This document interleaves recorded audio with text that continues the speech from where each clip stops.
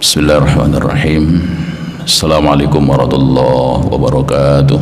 Waalaikumsalam warahmatullahi wabarakatuh. Alhamdulillahirabbil alamin. Wassalatu wassalamu ala asyrafil anbiya'i wal mursalin wa ala alihi wa sahbihi ajma'in wa ba'du. Puji serta rasa syukur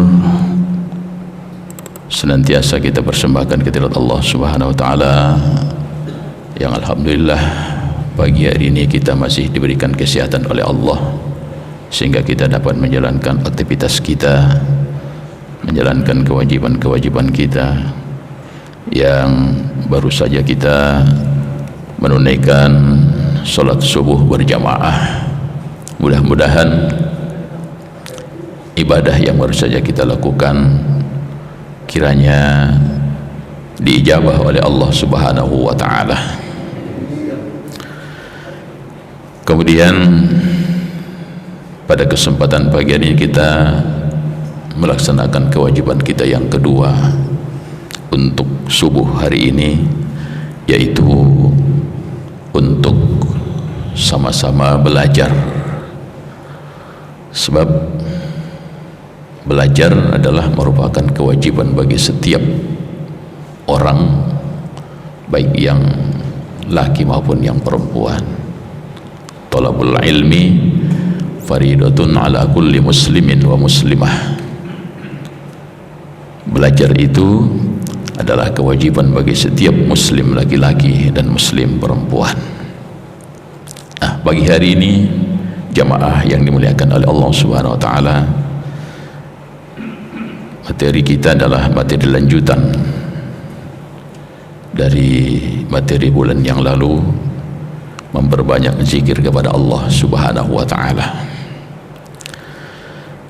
Sebagaimana kita sampaikan pada pertemuan yang lalu bahwa zikir sesungguhnya bukanlah hanya sunnah belaka yang merupakan anjuran dari ulama, dari kiai, tetapi justru zikir itu adalah merupakan perintah Allah. Seperti ayat yang lalu yang kita bahas adalah fa idza qadaitumus sholata fadhkurullaha qiyaman wa qu'udan wa ala junubihim, dan seterusnya. Apabila kamu telah selesai melaksanakan ibadah solat, maka sebutlah Allah, berzikirlah pada Allah dalam keadaan berdiri, duduk dan berbaring. Itu perintah Allah. Nah, ayat berikutnya sungguhnya banyak ayat yang membahas tentang masalah zikir ini. Hari ini kita lihat dalam surat Al-Ahzab, surat 33 ayat 41 sampai dengan 44. Tapi fokusnya di sini adalah ayat 41 yang berbunyi a'udzubillahi minasyaitonirrajim, bismillahirrahmanirrahim. Ya ayyuhalladzina amanu dzkurullaha dzikran katsira.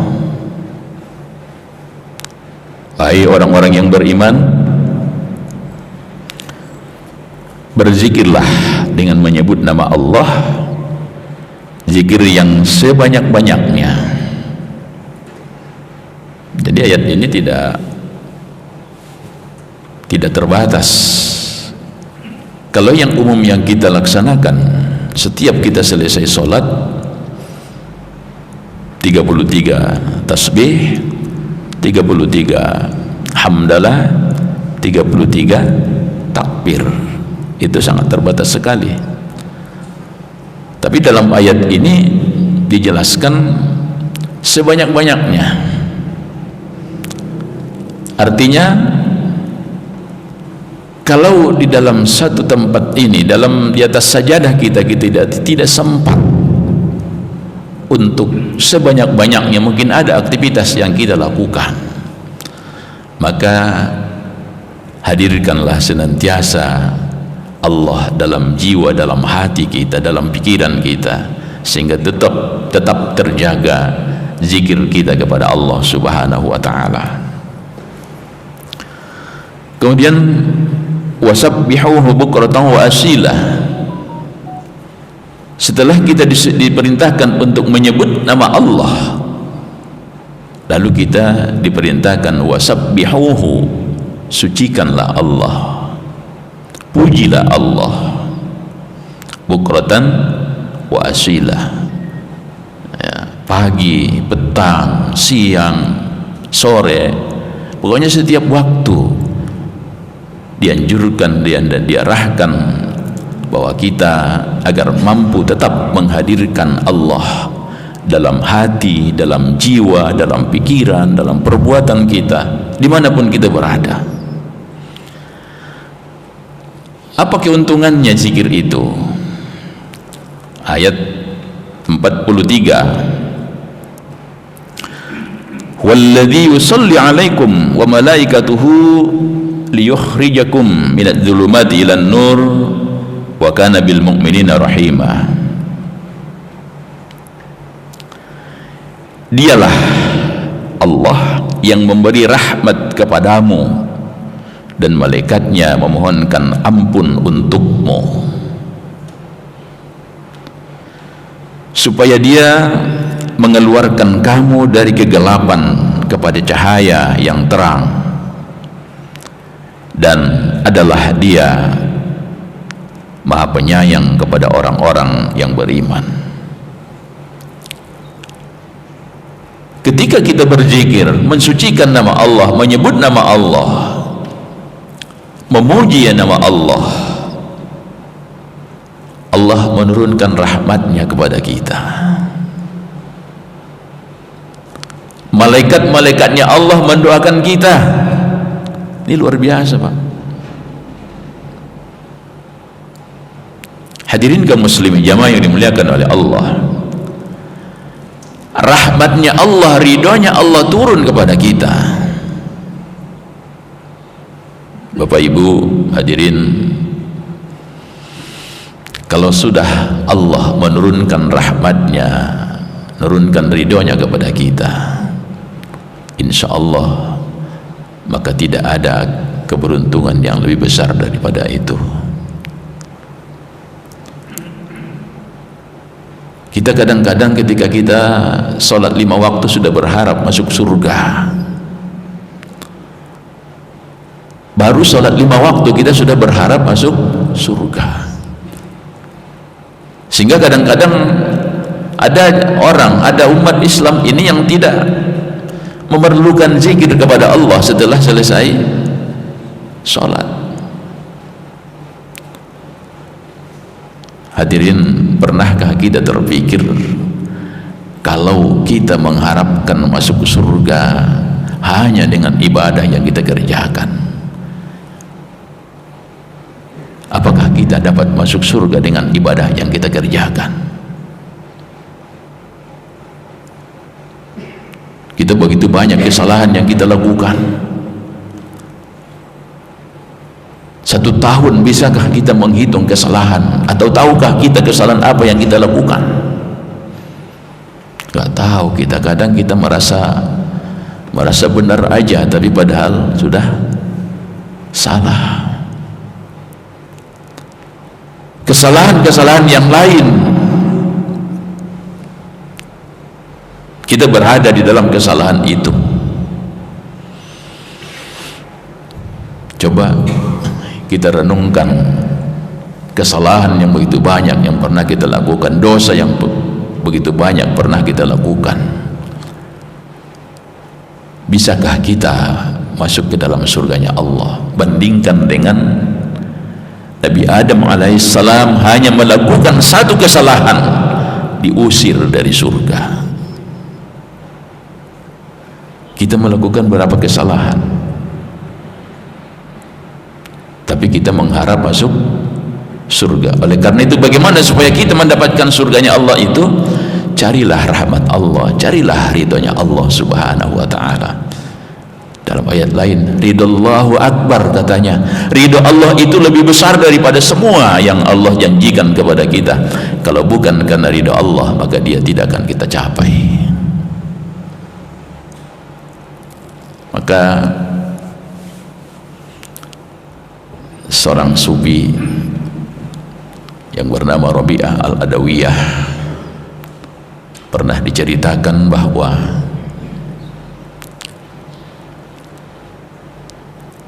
dia mengatakan bukan karena dia ingin masuk surga, dia beribadah kepada Allah bukan karena ingin masuk surga, dan juga bukan karena takut masuk neraka. Tetapi apa? Karena apa dia beribadah? Pertama, karena melaksanakan syariat agama Allah. Yang kedua, ingin mencari rahmat dan ridhonya Allah subhanahu wa ta'ala. Oleh karena itu hadirin jamaah yang dimuliakan oleh Allah, melalui zikir insyaallah kita laksanakan dengan penuh keyakinan, dengan sungguh-sungguh, penuh keimanan, tanpa keraguan, insyaallah kita akan mendapatkan rahmat dan ridho Allah subhanahu wa ta'ala. Kemudian doa malaikat menyertai langkah kita. Bayangkan bapak-bapak, malaikat yang mendoakan kita. Kalau sudah malaikatnya Allah yang mendoakan kita, kira-kira apa yang menghalangi itu? Kalau kita berdoa kepada Allah, belum tentu diterima oleh Allah. Walaupun sesungguhnya dalam doa itu memang kita harus optimis, harus yakin kalau doa kita itu diterima, dikabul oleh Allah subhanahu wa ta'ala. Itu kita syaratnya untuk berdoa. Kalau kita ragu-ragu berdoa, jangan-jangan doa saya nggak diterima oleh Allah. Ya, kita ragu sendiri bagaimana Allah menerimanya. Tapi syarat berdoa itu memang kita harus optimis, yakin bahwa apa yang kita lantunkan, yang kita mohonkan, yang kita munajat kepada Allah subhanahu wa ta'ala, Allah akan terima doa itu. Sama dengan kita beribadah, sholat, yakin kita bahwa sholat yang kita kerjakan itu diijabah, diterima oleh Allah subhanahu wa ta'ala.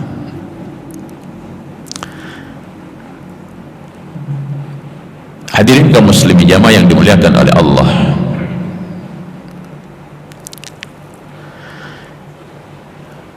keutamaan berikutnya, ya, keutamaan zikir itu adalah dijelaskan dalam hadis Rasulullah SAW.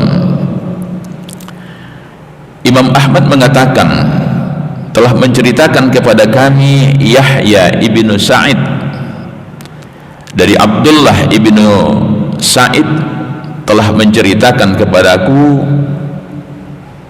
Maula ibnu Iyas dari Abu Bahriyah, dari Abu Darda radhiyallahu anhu, yang menceritakan bahwa Rasulullah SAW pernah bersabda, maukah aku ceritakan kepada kalian tentang amal perbuatan yang terbaik bagi kalian dan tersuci di sisi Allah Tuhan kalian, serta mengantarkan kalian kepada kedudukan yang tertinggi dan lebih baik bagi kalian daripada menyedekahkan emas dan perak, serta lebih baik bagi kalian daripada kalian berperang melawan musuh kalian lalu kalian tebas batang lehernya dan mereka pun menebas batang leher kalian. Lalu jamaah bertanya, wahai Rasulullah, amalan apa itu ya Rasulullah? Rasulullah menjawab, zikrullah, banyak menyebut nama Allah. Jadi zikir itu lebih baik daripada kita bersedekah emas, lebih baik daripada berinfak. Bahkan bahkan lebih baik daripada perang di jalan Allah. Luar biasa. Kalau jalan Allah kita berperang, kita mati, itu mati syahid. Tapi kata hadis ini, itu lebih baik daripada itu semuanya. Apa itu? Zikrullah, berzikir kepada Allah, banyak menyebut nama Allah. Hadirin kaum muslimin jamaah yang dimuliakan oleh Allah, banyak hadis, ayat-ayat yang menjelaskan tentang perintah Allah untuk berzikir. Kemudian hadis berikutnya tentang keutamaan zikir itu, Rasulullah SAW bersabda, maukah kuajarkan kepada kalian suatu amalan yang apabila kalian mengerjakannya, niscaya kalian dapat mendahului orang-orang yang sesudah kalian, dan tiada seorang pun yang lebih utama dari kalian kecuali orang-orang yang mengerjakan hal yang sama dengan apa yang kalian kerjakan, yaitu kalian bertasbih, bertahmid dan bertakbir setiap selesai dari salat sebanyak 33 kali masing-masingnya. Mereka berkata, wahai Rasulullah, saudara-saudara kami yang bertakwa, saudara-saudara kami yang hartawan telah mendengar apa yang kami amalkan, maka mereka mengerjakan hal yang semisal dengan amal kami. Maka Rasulullah SAW menjawab, itu adalah karunia Allah yang diberikan kepada siapa yang dikehendakinya. Jadi begitu keutamaan zikir kepada Allah. Ini zikir yang kalau saya mengatakan yang minimalnya di dalam kita selesai salat 33 kali tasbih subhanallah, 33 kali hamdalah, itu alhamdulillah, 33 kali Allahu Akbar. Dan di dalam hadis lain dijelaskan bahwa 33 kali tasbih, 33 kali hamdalah, 33 kali takbir, lalu kemudian dicukupkan bilangannya yang 99 itu menjadi 100 dengan ucapan la ilaha illallah wallahu akbar. Ditutup dengan kalimat tahlilnya, la ilaha illallah wahdahu la syarikalah wa la hawla wa la quwwata illa billahil aliyyil azim. Panjang tuh. Jadi tutup dengan kalimat tahlilnya sehingga menggenapi bilangan itu jadi 100. Itu dalam hadis lain. Oleh karena itu hadirin jamaah yang dimuliakan oleh Allah, begitu besarnya manfaat ataupun hikmah keutamaan zikir kepada Allah Subhanahu wa taala. Apa hakikat zikir itu sesungguhnya? Pada dasarnya zikir adalah untuk mengingat Allah, memposisikan agar manusia selalu ingat kepada Allah, menghadirkan Allah dalam hati dan pikiran, sehingga setiap gerak, setiap perbuatan, setiap langkah, bahkan setiap helaan napas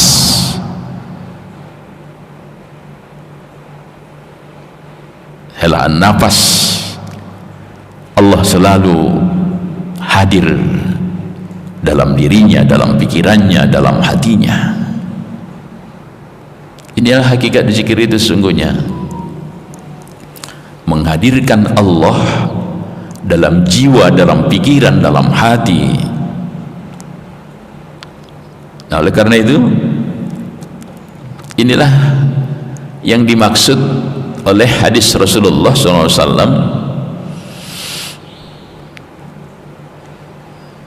saat malaikat Jibril bertanya kepada Muhammad Rasulullah SAW, salah satu di antara pernyataan malaikat Jibril itu adalah mal ihsan. Apa itu ihsan wahai Rasulullah? Maka Rasul jelaskan, an ta'budallah ka'annaka tarahu fa illam takun tarahu fa innahu yaraka. Artinya apa? An ta'budallah, beribadahlah kepada Allah atau bersikaplah kepada Allah seakan-akan engkau melihat Allah. Apa mungkin kita melihat Allah? Tidak mungkin kita melihat Allah, tapi seperti itulah gambaran dalam pikiran dan hati kita, bahwa dimanapun kita berada, apapun yang kita lakukan, apapun yang kita ucapkan, itu selalu dalam penglihatan dan pendengaran Allah Subhanahu wa ta'ala. Fa illam takun tarahu fa innahu yaraka. Dan jika engkau yakin bahwa engkau tidak akan pernah melihat Allah, engkau pasti dilihat oleh Allah Subhanahu wa ta'ala. Inilah sesungguhnya zikir itu. Artinya karena zikir itu tadi hakikatnya adalah menghadirkan Allah di dalam diri kita, dalam jiwa kita, dalam pikiran kita. Tapi ini tingkatannya udah sulit itu, Pak. Tingkatannya seperti itu susah. Oleh karena itulah maka sering oleh para alim ulama, para cendekiawan kita, para ahli mengatakan bahwa ihsan ini sesungguhnya adalah akhlak. Inilah akhlak yang dituntut kepada setiap manusia, setiap muslim, untuk berakhlak seperti demikian. Ya, berakhlak seperti demikian.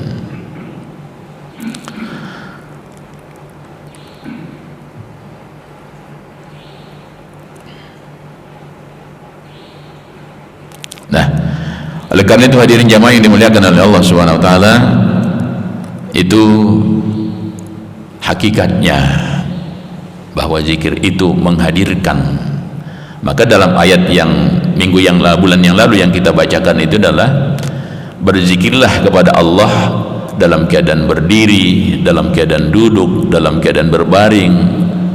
Ya, kalau kita terjemahkan dalam keadaan berkendaraan, di dalam kendaraan, di atas kendaraan, di saat bekerja, di saat apapun yang kita lakukan, maka berzikirlah kepada Allah Subhanahu wa ta'ala.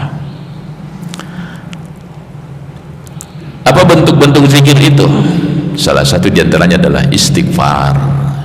Istighfar juga adalah merupakan zikir. Mengingat Allah, bertaubat kepada Allah, mengaku kesalahan kepada Allah, membuka lembaran-lembaran kita, ya, lembaran catatan-catatan hitam kita di hadapan Allah. Istighfar. Kemudian istighfar ini Bapak Ibu hadirin jamaah yang dimuliakan oleh Allah, ada yang disebut dengan Sayyidul Istighfar. Bagaimana Sayyidul Istighfar ini, bagaimana lafalnya? Saya kira mungkin ada yang sudah hafal dan sudah kita amalkan. Lafalnya adalah Allahumma anta rabbi la ilaha illa anta khalaqtani wa ana abduka wa ana ala ahdika wa ahdika mastata'tu a'udzu bika min syarri ma sana'tu wa abu laka bi ni'matika alayya wa abu laka bi dhanbi faghfirli fa innahu la yaghfiru dzunuba illa anta.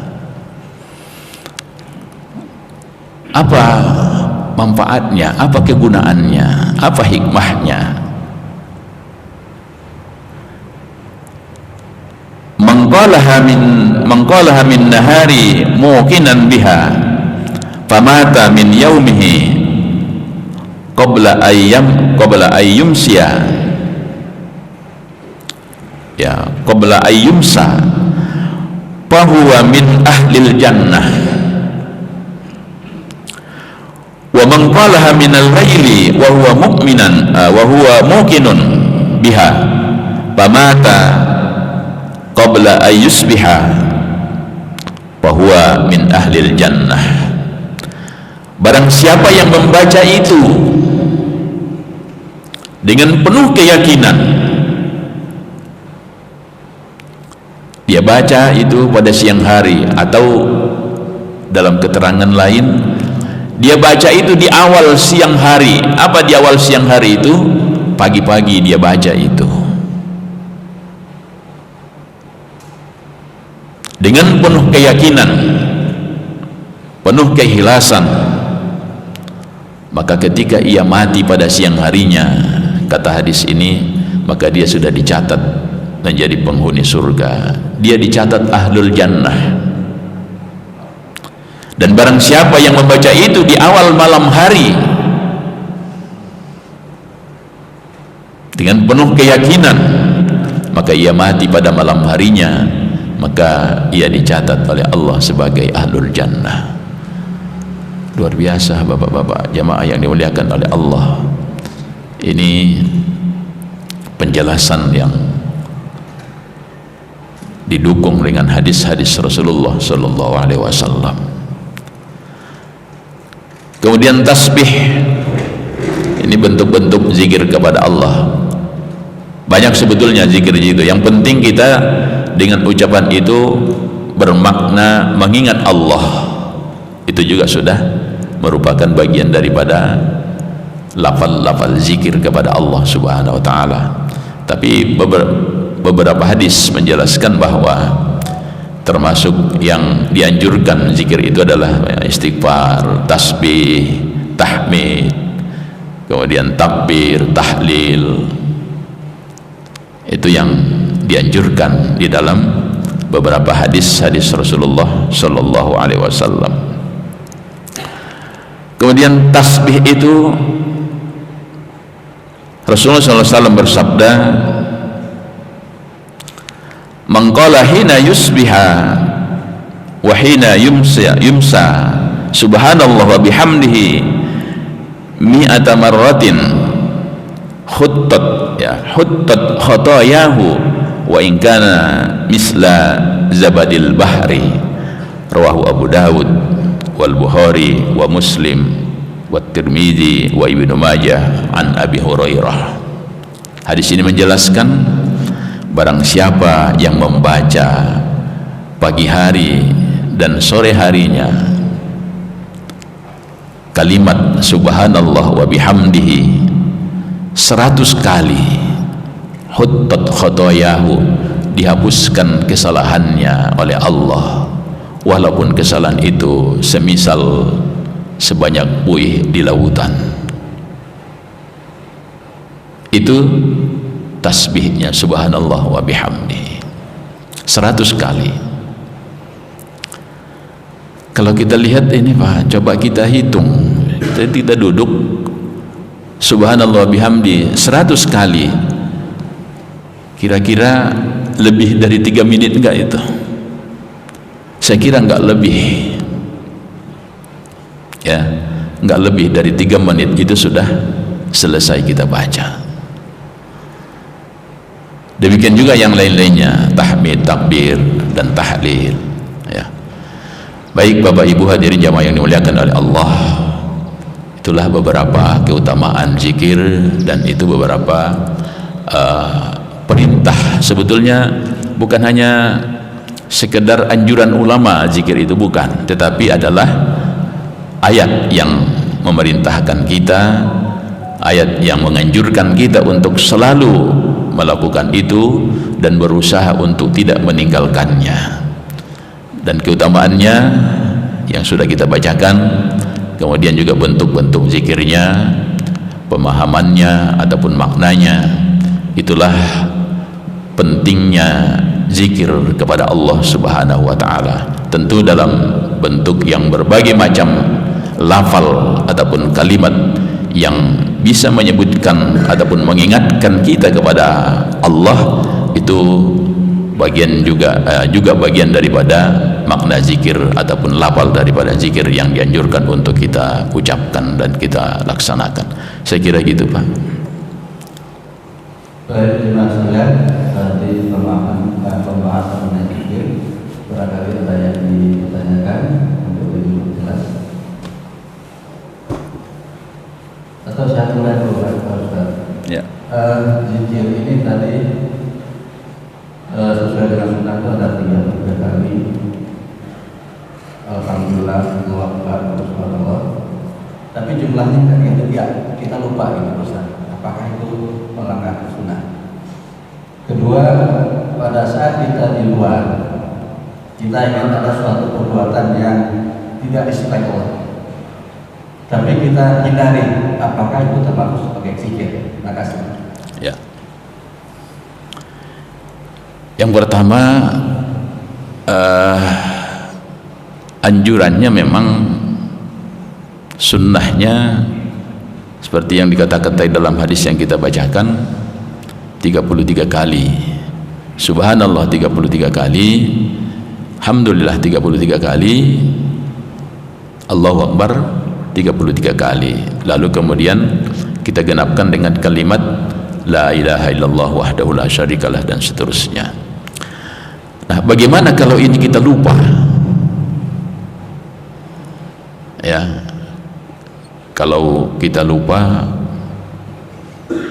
maka niat yang dari awal kita sudah ingin menunaikan itu, ya maka inilah yang tercatat daripada kita, tetap kita diberikan ganjaran oleh Allah Subhanahu wa taala, karena kita lupa, nggak sengaja kita kurang umpamanya, ternyata yang kita baca baru 30 kan gitu ya. Tapi oleh karena itu maka kita memang sudah ada sebetulnya, ada di jari kita, di ruas-ruas jari kita ini juga bisa kita jadikan sebagai pedoman agar kita tidak lupa. Atau juga ada yang menggunakan tasbih, hitungannya 33 kali. Kenapa pakai tasbih? Tujuannya supaya tidak lupa. Nah, ini dengan berbagai upaya, dengan berbagai usaha yang bisa kita lakukan. Tetapi andaikan itu lupa, ya kita niatnya tadi sudah ingin melaksanakan, mengerjakan itu, ya insya Allah niat itulah yang tercatat di sisi Allah Subhanahu wa taala. Kemudian, apakah kita menghindar dari sesuatu perbuatan yang dilarang oleh Allah termasuk zikir? Saya kira kalau motivasi kita memang wah itu salah, itu dalam ajaran Islam, itu otomatis sudah mengingat hukumnya Allah, maka realisasi daripada zikir itu sebetulnya adalah untuk membendung diri kita, jangan sampai kita melakukan sesuatu yang dilarang oleh Allah. Itulah tadi dalam hadis, mal ihsan ya Rasulullah. Apa itu ihsan ya Rasulullah? An ta'budallah ka'annaka tarahu fa illam takun tarahu fa innahu yaraka. Sebetulnya pemahaman hadis ini, kita berakhlak, artinya berperilaku dimanapun kita berada, kita merasa selalu diawasi oleh Allah. Ini kalau ini tertanam dalam diri setiap muslim itu Pak, ya nggak ada yang mencuri, nggak ada yang mengurangi timbangan, mohon maaf, nggak ada yang korupsi, karena yang seperti itu kan karena merasa tidak ada yang mengawasi. Kalau dia merasa terlindungi dari pengawasan, mungkin CCTV, mungkin Irjen atau Inspektorat, KPK dan lain sebagainya, dia merasa aman dari itu, maka ia lakukan. Tapi ketika ia aman dari semua itu, tapi dia yakin bahwa Allah, dia tidak aman daripada penglihatan Allah, tidak aman daripada pendengaran Allah, tidak aman dari pengetahuan Allah Subhanahu wa taala. Inilah yang dimaksud dengan an ta'budallah ka'annaka tarahu fa illam takun tarahu fa innahu yaraka. Oleh karena itu, kalau seperti itu, saya berpendapat itu masuk daripada zikir dalam arti ingat kepada Allah. Karena ingat kepada Allah, maka kita ingat syariatnya. Syariatnya apa? Melarang perbuatan itu, maka kita hindari. Saya kira itu masuk bagian daripada mengingat Allah. Saya kira gitu Pak Haji. Silakan yang lain. Belum dilanjutkan. Ya. Waalaikumsalam warahmatullahi wabarakatuh.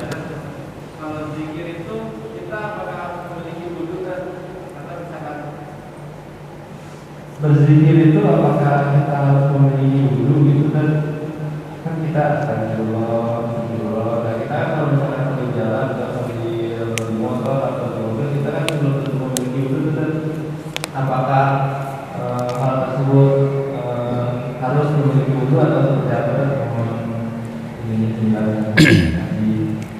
Ya, berwudu itu juga adalah bagian daripada ibadah kepada Allah. Kita ingat bagaimana Bilal bin Rabah, suatu waktu Rasulullah mengatakan, saya sudah mendengar suara terompahnya Bilal di dalam surga. Lalu ditanya, apakah ibadah yang dilakukan oleh Bilal sehingga sampai Rasulullah sudah mengatakan mendengar suara terompahnya, suara langkahnya di dalam surga? Kata Bilal, tidak ada ibadah yang sangat istimewa yang saya kerjakan melebihi daripada ibadah yang dikerjakan oleh para sahabat, yang mungkin ibadah yang saya lakukan yang setiap waktu adalah tetap menjaga dan memelihara wudhu saya. Kalau sudah batal, saya wudhu lagi, saya batal, saya wudhu lagi. Itu tentang wudhu. Lalu apakah kita dalam berzikir itu wajib berwudhu? Tidak, sebab tidak disyaratkan. Sebab wudhu zikir ini bukan ibadah yang termasuk dalam ibadah mahdoh yang punya rukun dan syarat gitu. Zikir itu tidak punya rukun dan syarat. Maka anjurannya memang seperti ayat yang kita baca atau yang kita bahas bulan yang lalu itu, fazkurullaha qiyaman wa qu'udan wa ala junubihim. Kalau diterjemahkan lebih luas lagi, dalam berjalan, berkendaraan, bekerja, mungkin kita nggak bisa selalu menjaga wudhu seperti Bilal. Maka kalaupun kita tidak berwudhu, maka boleh kita melakukan zikir itu, karena pemahaman secara luas tadi zikir itu adalah untuk mengingat Allah. Bagaimana kita menghadirkan Allah dalam pikiran, dalam hati, dalam jiwa kita, dalam perbuatan kita, sehingga kita terbentengi dari perbuatan-perbuatan yang maksiat, yang dilarang oleh syariat agama Allah, perbuatan yang keji, perbuatan yang mungkar. Tapi kalau ditanya mana lebih afdal, tentu lebih afdal ketika kita berwudu. Apalagi kita dalam keadaan duduk di masjid, kita berwudu, itu lebih afdal. Tapi apakah disyaratkan wajib punya wudu baru boleh kita berzikir? Tidak juga. Oleh karena itu maka zikir itu bukan ibadah yang memiliki syarat dan rukun.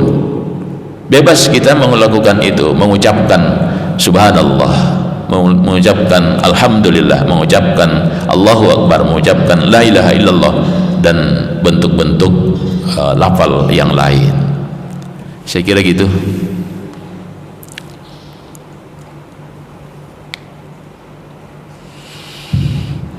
Atau begini Pak Ustaz, dalam satu kajian ada disampaikan bahwa kalau berzikir kita bisa membaca Al-Quran, kalau di perjalanan, ya. Berarti kalau dalam keadaan berwudu ada punya nilai lebih. Ya. Kalau berzikir atau membaca Al-Quran berwudu itu nilainya 10. Kalau tidak itu nilainya 5. Apakah demikian Pak Ustaz? Terima kasih. Ya. Kalau untuk membaca Al-Quran itu benar ada dasarnya dalam hadis-hadis Rasulullah, keutamaan kita berwudu dalam baca Al-Quran itu seperti itu. Tapi untuk zikir saya belum dapat dapat dasarnya. Tapi yang pasti ketika kita melakukan itu dalam keadaan berzikir, saya yakin itu sudah ada kelebihannya, karena kita sendiri dalam keadaan berwudu. Maka saya sampaikan tadi, saya kemukakan dulu betapa wudu itu juga adalah nilai ibadah. Maka ketika kita berwudu mengerjakan sesuatu, maka itu sudah pasti ada nilai lebihnya. Cuma kalau kita umpamakan dengan membaca Al-Quran itu tadi, dengan zikir kepada Allah, Kalau membaca Al-Quran memang ada, bahkan ayatnya la yamassuhu illal mutahharun, jangan kamu sentuh. Ini memang nanti ada perbedaan pemahaman di dalam makna la yamassuhu illal mutahharun, tapi ya kita ambillah pemahaman yang bahwa jangan menyentuh. Ada yang mengatakan jangan membaca kalau kamu tidak punya wudu, tapi kita ambil berwudu itu adalah merupakan salah satu ibadah, dan apabila kita dalam keadaan berwudu membaca Al-Quran, maka nilai yang disampaikan Bapak tadi itu akan kita dapatkan. Kalau tidak, maka nilai itu berkurang. Oleh karena itu maka nilai ibadah yang kita kerjakan, khusus yang saya dapat yang sudah saya pernah baca, sudah pernah tahu dalam hadis bahwa membaca Al-Quran itu dengan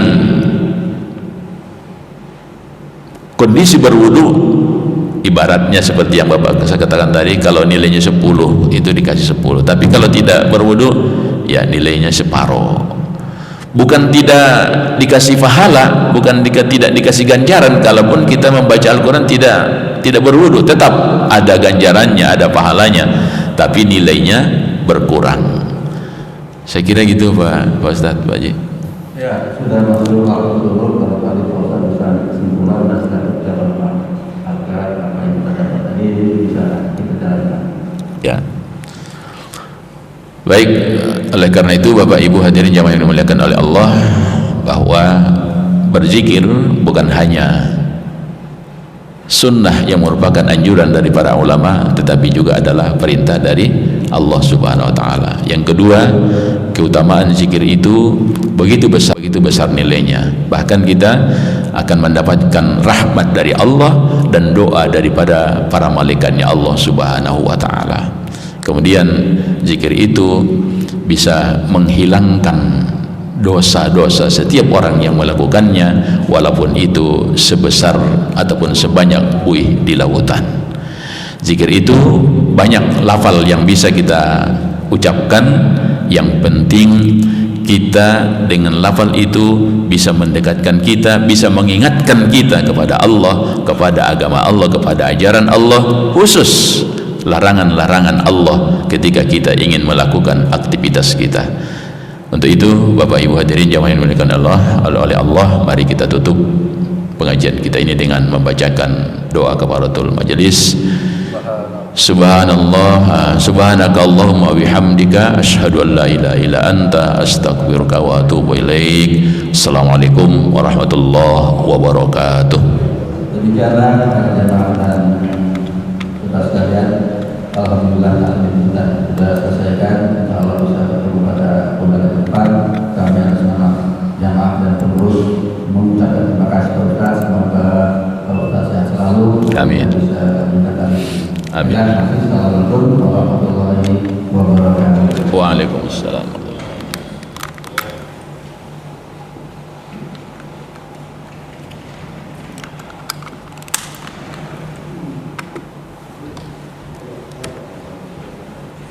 Syukran. Amin.